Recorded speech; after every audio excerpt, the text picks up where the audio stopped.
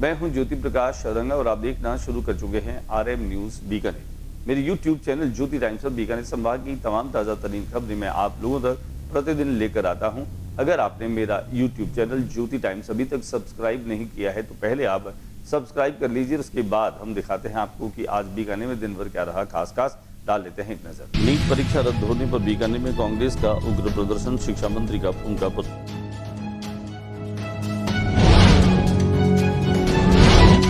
बीकानेर संभाग के चारों जिलों के पंचायत राज संस्थाओं के अधिकारी व बैठक में शामिल। पंचायत राज संस्थाओं की समीक्षा बैठक में बोले राज्य वित्त आयोग के अध्यक्ष। नीट पेपर लीक मामले में राष्ट्रीय वित्त आयोग अध्यक्ष अरुण चतुर्वेदी का बड़ा बयान।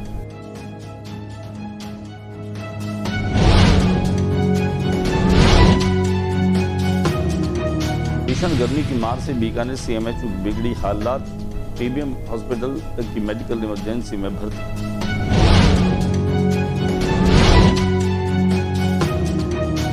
बीकानेर पश्चिम विधायक ने PMC साधु सीनियर सेकेंडरी स्कूल में नवनिर्मित तपसी छोटी जल मंदिर का किया लोकार्पण।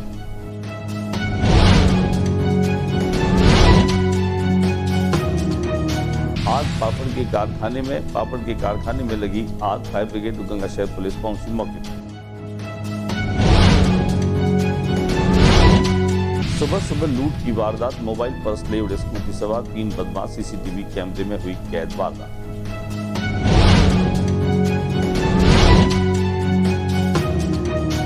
नर्सिंग एसोसिएशन TBM बीकानेर के तत्वावधान में अंतर्राष्ट्रीय नर्सिंग दिवस के अवसर पर विशाल समारोह का आयोजन।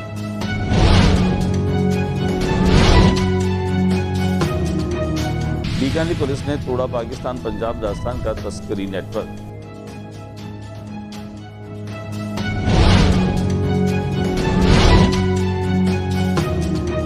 चिकित्सा एवं स्वास्थ्य मंत्री तथा जिला प्रभारी मंत्री गजेंद्र सिंह खींवसर ने मुकाम और धोपालिया में किया ग्राम रथ अभियान का निरीक्षण।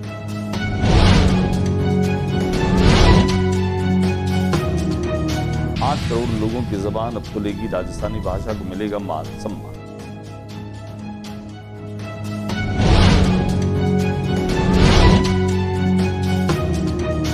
और अब खबरें विस्तार से। नीट की परीक्षा रद्द होने के बाद में कांग्रेस ने बीकानेर में आज उग्र प्रदर्शन किया। देश भर में नीट परीक्षा रद्द होने के बाद राजनीतिक माहौल लगातार गर्माता जा रहा है। इसी कड़ी में बीकानेर में शहर और देहात कांग्रेस कमेटी के संयुक्त रूप से कोर्ट गेट पर जोरदार विरोध प्रदर्शन किया। प्रदर्शन के दौरान कांग्रेस कार्यकर्ताओं ने केंद्रीय शिक्षा मंत्री धर्मेंद्र प्रधान का पुतला दहन कर केंद्र सरकार के खिलाफ जमकर नारेबाजी की। राजस्थान प्रदेश कांग्रेस कमेटी के निर्देश पर आयोजित उग्र प्रदर्शन नेतृत्व शहर जिला अध्यक्ष मदन गोपाल मेघवाल ने किया। वहीं बड़ी संख्या में पहुंचे कांग्रेस कार्यकर्ताओं ने नीट पेपर लीक और परीक्षा रद्द होने को केंद्र सरकार की सबसे बड़ी शैक्षणिक विफलता बताते हुए युवाओं के भविष्य से खिलवाड़ का आरोप भी लगाया। प्रदर्शन को संबोधित करते हुए शहर कांग्रेस के अध्यक्ष मदन मेघवाल ने कहा कि करोड़ों विद्यार्थियों के भविष्य से जुड़ी राष्ट्रीय स्तर की परीक्षा में पेपर लीक होना बेहद गंभीर मामला है। उन्होंने कहा कि परीक्षा रद्द होने से लाखों विद्यार्थियों और उनके अभिभावकों में भारी निराशा और आक्रोश है। नीट का एग्जाम हुआ था, उसका पेपर लीक हो गया, जिसमें 22 लाख छात्रों का भविष्य अंधकार में कर दिया। नीट की परीक्षा कोई छोटी मोटी परीक्षा नहीं होती है। इसकी तैयारी के लिए बच्चे कई सालों से तैयारी कर रहे होते हैं, कोचिंग कर रहे होते हैं, माँ बाप का लाखों रुपये बर्बाद होता है और बच्चों की दिन रात की मेहनत बर्बाद होती है। तब कहीं जाकर के एक परीक्षा होती है और वो परीक्षा लीक हो गई है और उसका पेपर लीक हो गया है।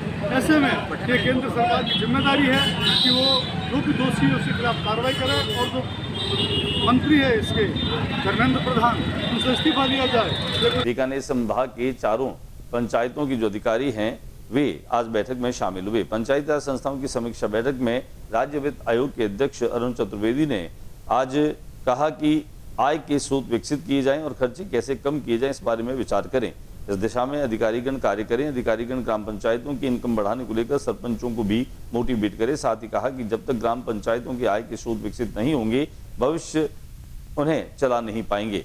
चतुर्वेदी ने बुधवार को जिला कलेक्टर सभागार में बीकानेर संभाग की पंचायत राज संस्थाओं के अधिकारियों की समीक्षा बैठक ली।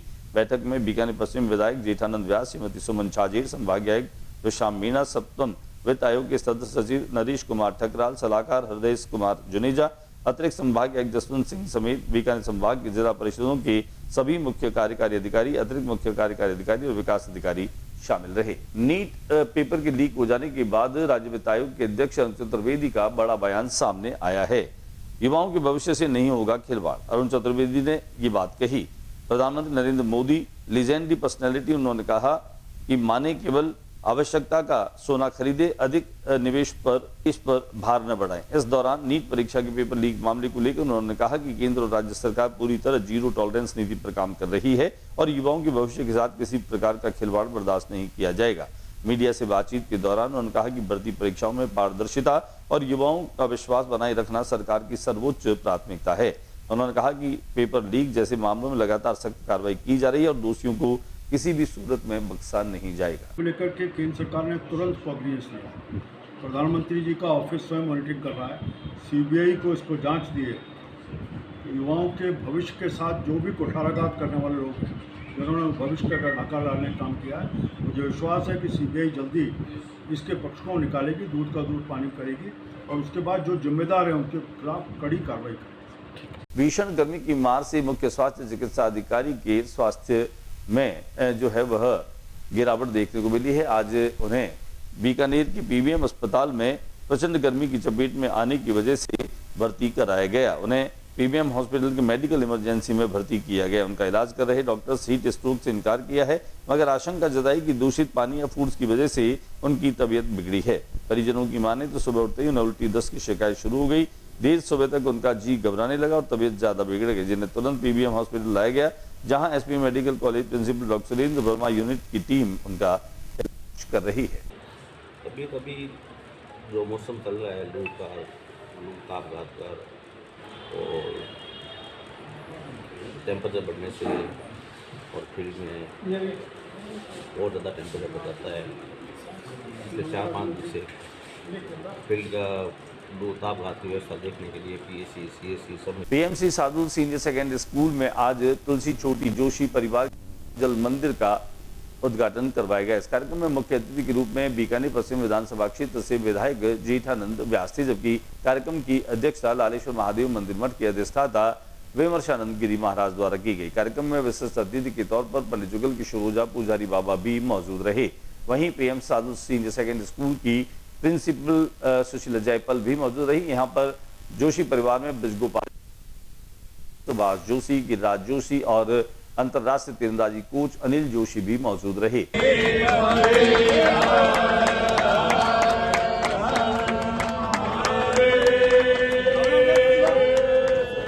शहर में एक पापड़ बनाने के कारखाने में बुधवार की शाम को अचानक से आग लग गई। आग पर दमकल की गाड़ियों की वजह से काबू पाया गया। आग की सूचना मिलते ही लोगों में खासतौर से अफरा तफरी मच गई और देखते ही देखते वहां पर भीड़ जमा हो गई। आइए दिखाते हैं हम आपको इस आग की वो तस्वीरें और खासतौर से दमकल की गाड़ियों से फिर इस आग पर काबू पाया गया।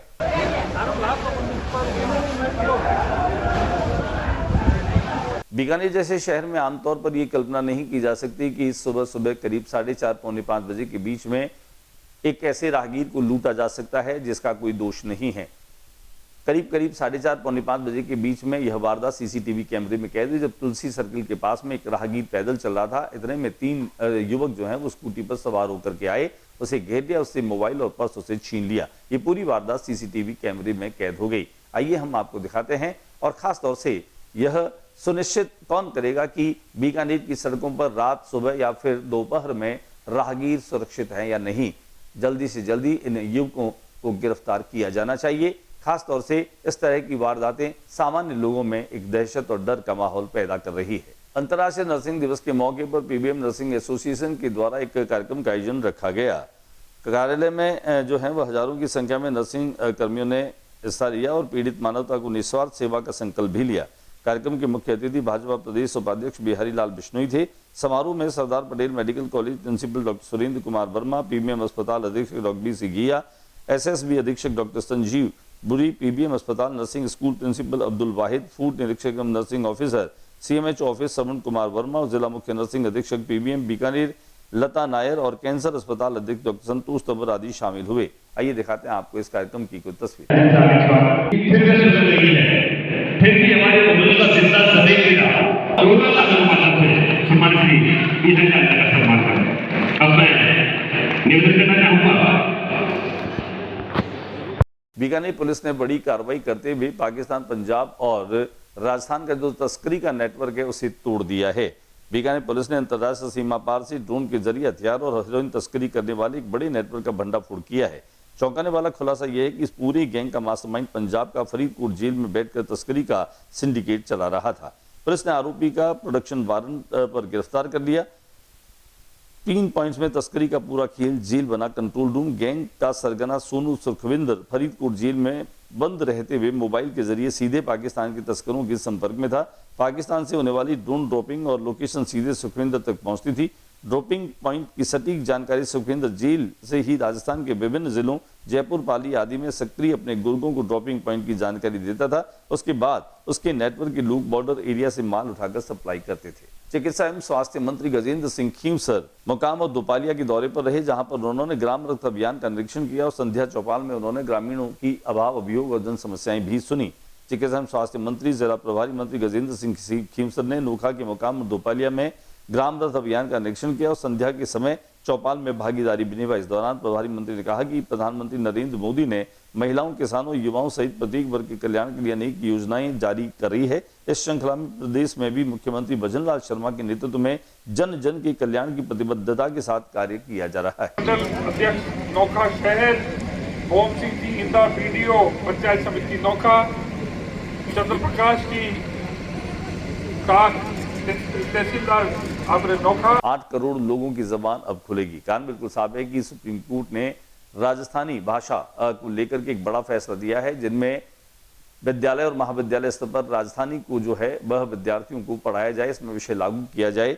8 करोड़ राजस्थानियों की वाणी को अब मिलेगा मान सम्मान, क्योंकि सुप्रीम कोर्ट के निर्णय के अनुसार राजस्थान के प्रत्येक विद्यालय में राजस्थानी भाषा पढ़ानी होगी अनिवार्य। विदित रहे कि पिछले काफी वर्षों से राजस्थान की 8 करोड़ लोगों की जबान पर भाषा रूपी ताला था, जो अब सुप्रीम कोर्ट के आदेश से खुलने जा रहा है। सुप्रीम कोर्ट ने अपने अहम निर्णय में राजस्थान सरकार को आदेश दिया कि नई शिक्षा नीति में जिस तरह की प्राथमिक शिक्षा में मातृभाषा को लागू करने का प्रावधान है, उस पर चरणबद्ध तरीके से कार्य किया जाए। सुप्रीम कोर्ट ने पदम मेहता, कल्याण सिंह शेखावत की याचिका पर यह महत्वपूर्ण निर्णय सुनाया। पिछले 30 वर्षों से राजस्थानी भाषा की मान्यता के लिए संघर्षरत राजस्थानी मोर्चा परिषद के डॉक्टर गौरी शंकर प्रजापत, डॉक्टर नमामि शंकर आचार्य, डॉक्टर हरि राम बिश्नोई ने बताया कि सुप्रीम कोर्ट का यह निर्णय शिक्षा के क्षेत्र में अहम कड़ी साबित होगा। आज के बुलेटिन में बस इतना ही। अगले बुलेटिन में नई गतिविधियों के साथ इस समय इसी चैनल पर फिर मुलाकात होगी। न्यूज रूम से ज्योति प्रकाश रंगा को इजाजत दीजिए। जाते जाते मेरा निवेदन, मेरे यूट्यूब चैनल ज्योति टाइम्स को सब्सक्राइब करना मत भूलिए। नमस्कार।